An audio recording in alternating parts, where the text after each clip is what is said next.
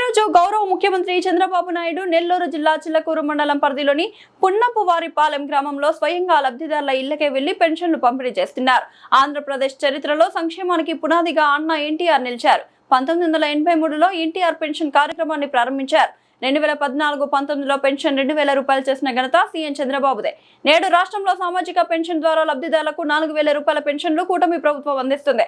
రాష్ట్రంలో ఆర్థిక ఇబ్బందులు ఉన్నప్పటికీ కూటమి ప్రభుత్వం 2 ఏళ్ల కాలంలో 66,000 కోట్ల పెన్షన్ పంపిణీ కోసం ఖర్చు చేసింది. తాను అధికారంలోకి వస్తే పెన్షన్ను 2000 నుంచి 3000కు చేస్తామని చెప్పి జగన్ రెడ్డి యూటర్న్ తీసుకున్నాడు. ప్రస్తుతం కూటమి ప్రభుత్వం పెన్షన్ పంపిణీ విధానంలో దేశానికి ఆదర్శంగా నిలుస్తోంది.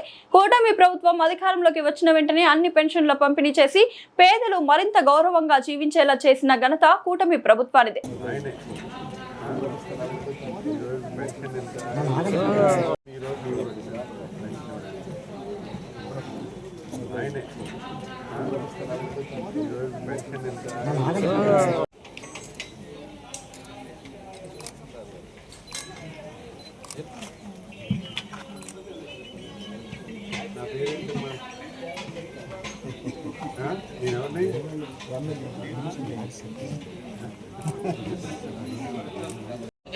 అమౌంట్ కూడా డైరెక్ట్గా వాళ్ళకి చేతుల మీదుగా ప్రత్యేకించి ఉన్నత చాలా బాధ్యతగా నిరుపేద కుటుంబాలకి అలాగే ఉన్నతమైన రాజకీయ నాయకులు కానీ ప్రజాప్రతినిధులు కూడా గ్రామాల్లో తిరగడం, ఖచ్చితంగా ప్రతి ఒక్కరిని కూడా టచ్ చేయడం, అటు గ్రామ సమస్యలు కూడా చూడడం జరుగుతుంది. వ్యక్తిగతంగా ఎవరికి ఇబ్బంది ఉన్నా కూడా వెంటనే పరిస్థితి పెద్ద ఎత్తున ఈరోజు గౌరవ ముఖ్యమంత్రి గారు కూడా నెల్లూరు జిల్లాలో ఉన్నటువంటి గూడూరు నియోజకవర్గంలో వెళ్ళడం జరుగుతుంది.